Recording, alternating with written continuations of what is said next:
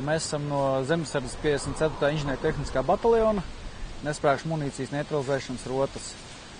Šodien mēs organizējam zemesarga apmācību sprādzienu bīstamu priekšmetu meklēšanu. Sākumā mēs apgūstam teorētiskās iemaņas uz vietas bāzē, un tad mēs braucam apvidū un reāli jau strādājam ar metāla detektoru, ar mīnu taustiem, meklējam priekšmetu uz zemē, rokam ārā un skatāmies, kas tas ir pa priekšmetu.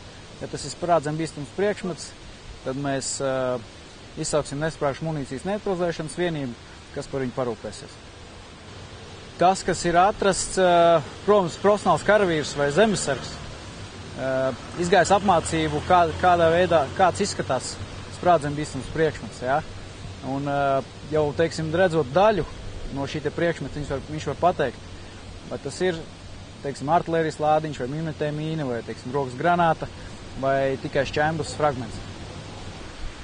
Tātad, ja civiliedzīvotāji atrod aizdomīgu priekšmetu, ja viņiem liekas, ka tas varētu būt sprādzienu bīstams priekšmets, tad nekādā gadījumā nedrīkst viņu aiztikt, kustināt, un būtu jāatzīmē tā vieta un jāziņo valsts policijai.